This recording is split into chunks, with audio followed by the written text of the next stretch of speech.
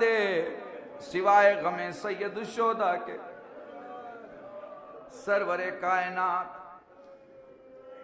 خاتم النبیین ایک دن خدیجۃ الکبریٰ سے سوال کرتے ہیں، پوچھتے ہیں خدیجہ کچھ خواہش ہے، کچھ کہنا چاہتی ہو تو کہو۔ بی بی فرماتی ہیں کوئی خواہش نہیں۔ رسول پھر تکرار کرتے ہیں، بی بی فرماتی ہیں بس ایک خواہش ہے، ایک گزارش ہے، امت سے کہہ دیں کبھی میری بیٹی سے بآواز بلند بات نہ کرے۔ جزاکم اللہ، جزاکم اللہ۔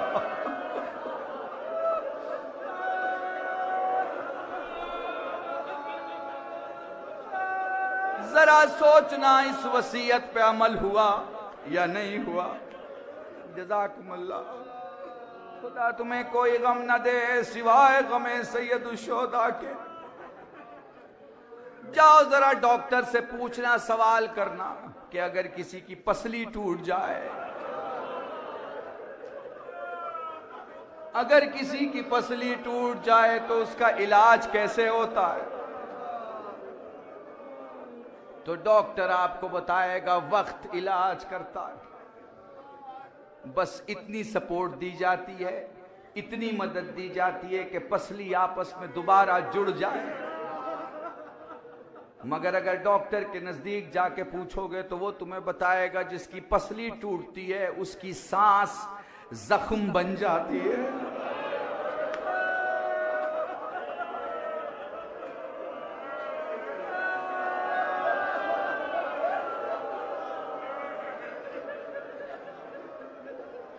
دو چار باتیں بڑے آرام سے سمجھانا چاہتا ہوں۔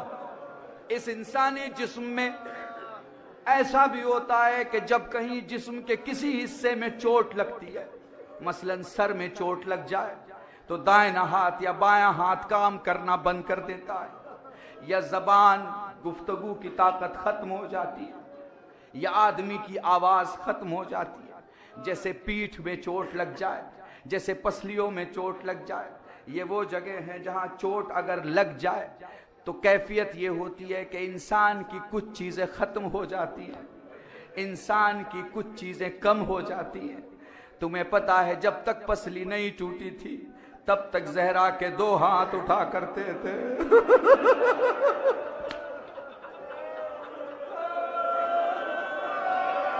پڑھ دی میں نے مجلس۔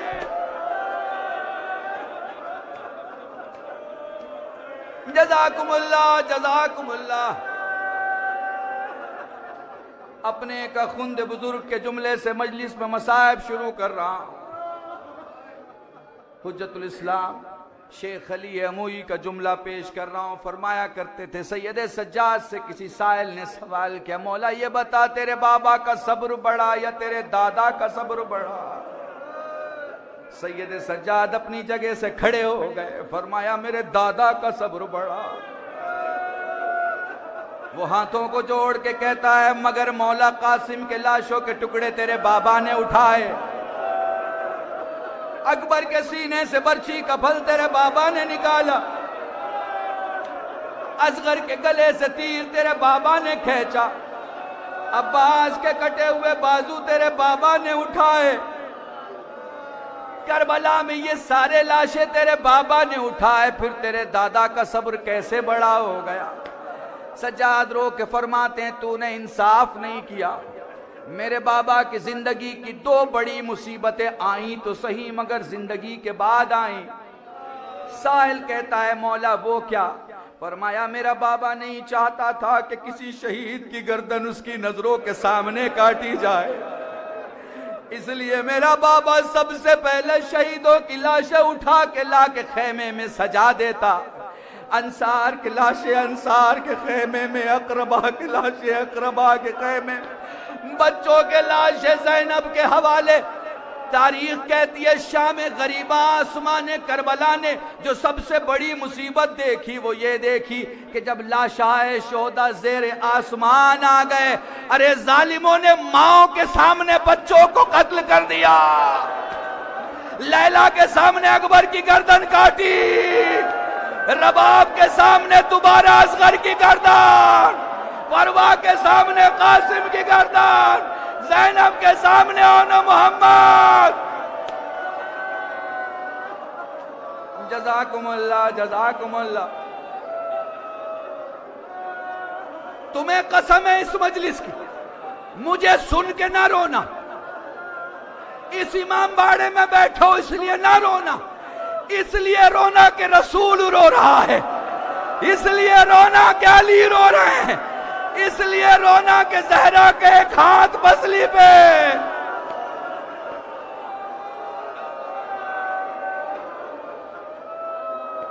जज़ाकुमुल्लाह, जज़ाकुमुल्लाह। खुदा तुम्हें कोई गम न दे सिवाय गमे सैयदुश्शोहदा के। फरमाया मेरे बाबा की जिंदगी की दूसरी बड़ी मुसीबत। साहिल कहता है मौला वो क्या? फरमाया मेरा बाबा नहीं चाहता था कि मेरी फुफियों के सर से चादरें उनकी जिंदगी में उनके सामने छिने। चादरें छीनी तो जरूर, मगर हुसैन के दुनिया से जाने के बाद छिनी। उसके बाद सज्जाद रोने लगे। उसने सवाल किया मौला इतना गिरिया क्यों? फरमाया तूने फिर इंसाफ नहीं किया। मेरे बाबा की जिंदगी की दो बड़ी मुसीबतें उनकी जिंदगी के बाद आई, मगर मेरा दादा जिंदा था, पसली दादी की टूट गई।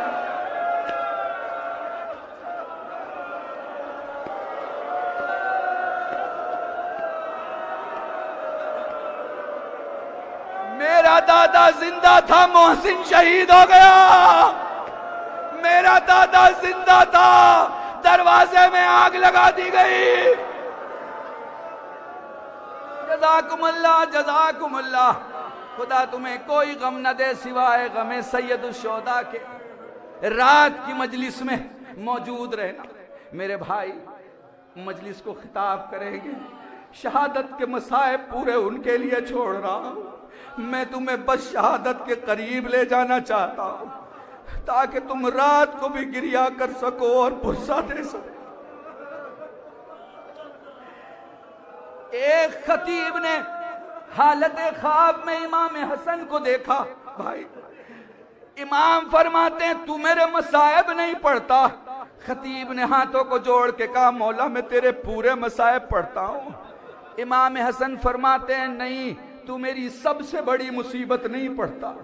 वो कहता मौला मैं तेरी ये मुसीबत पढ़ता हूं कि तेरे कलेजे के 72 टुकड़े हुए। मैं तेरी मुसीबत ये पढ़ता हूं कि तेरे जनाजे पे तीर लगे। मैं ये भी मुसीबत पढ़ता हूं कि तेरी मैयत वापस लौटी। मैं ये भी मुसीबत पढ़ता हूं कि तुझे घर में सुकून ना था। हसन फरमाते हैं नहीं, तू मेरी वो मुसीबत नहीं पढ़ता जो हसन की जिंदगी की सबसे बड़ी मुसीबत है। वो कहता मौला आप ही फरमा दें। मौला फरमाते हैं मैं 7 बरस का था, मेरी आंखें देख रही थी, दरवाजे में आग लगा दी गई। जज़ाकुमुल्लाह।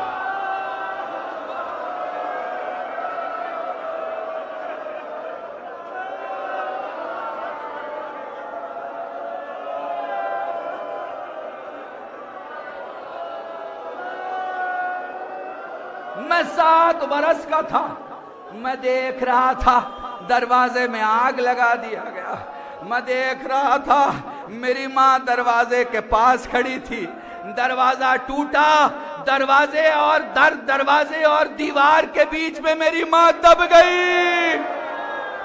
जज़ाकुमुल्लाह। तुम सदा तो मुझे नहीं पता सुन पाओगे नहीं सुन पाओगे, मगर ज़हरा जमीन पे गिर के उठना चाहा, ज़हरा न उठ सकी। थोड़ी देर के बाद फिजा नजदीक आई, ज़हरा ने पूरी ताकत से खुद को खड़ा किया। अब जब आंखें खोली सामने अली गले में रसी, कांपते हुए हाथ उठे। अली ने बतूल को देखा, उठते हुए हाथ देख के अमामे पे हाथ रख के कहा ज़हरा बद्दुआ न करना, अली का वास्ता।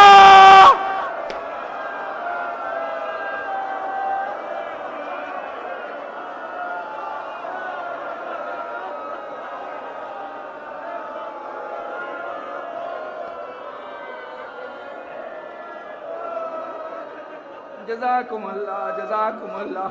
बस मसाइब का आखिरी जुमला हदिया कर रहा हूं, घरों तक रोते हुए जाओ। آج دعا کرنے کی ضرورت نہیں، اگر تم نے پرسہ صحیح دیا تو یقین رکھنا گھر پہنچنے کے پہلے تمہاری دعائیں قبول ہو جائیں گی۔ 3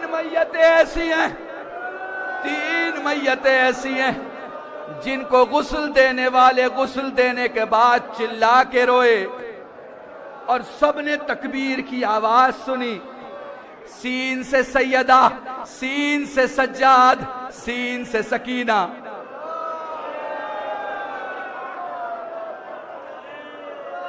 بولا سیدہ کی میت کو غسل دیا گیا، علی نے کہا اللہ اکبر۔ سلمان نے سوال کیا مولا اتنی کون سی بڑی مصیبت آپ کی نظروں کے سامنے آئی جو تکبیر بلند کی؟ رو کے فرمایا میری زہرا کی پسلی ٹوٹ گئی تھی، رو کے فرمایا میری زہرا کی پسلی ٹوٹ گئی تھی۔ باقر نے اپنے بابا سید سجاد کو غسل دیا۔ امام فرماتے ہیں غسل کے وقت چلا کے پکارے اللہ اکبر۔ جب باہر جانے والوں نے پوچھا مولا یہ تکبیر کیوں بلند کی؟ رو کے فرمایا میرے بابا کا زخم سوکھا نہ تھا۔ جزاکم اللہ جزاکم اللہ۔ وہ لو سکینہ کو غسل دیا گیا، رباب کو غشایا، وہ لو لیلا کو غشایا، وہ لو زینب کو غشایا۔ جب سب کو غش سے افاقہ ہوا سجاد نے پوچھا پھوپھی اماں یہ ماجرا کیا ہے؟ لال نہ پوچھ۔ امام نے کہا پھوپھی اماں حق کا واسطہ بتائیں۔ کہا لال کیسے بیان کروں؟ جب رباب نے ایک چلو پانی ڈالا سکینہ کے چہرے پہ پانی سوکھ گیا، جب لیلا نے ڈالا پانی سوکھ گیا، جب میں نے ڈالا پانی سوکھ گیا۔ اللہ اکبر۔ حسین کی پیاسی بیٹی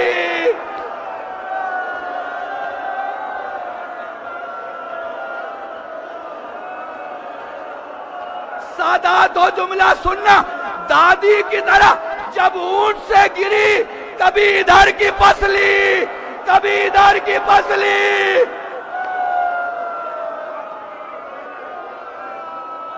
جزاکم اللہ۔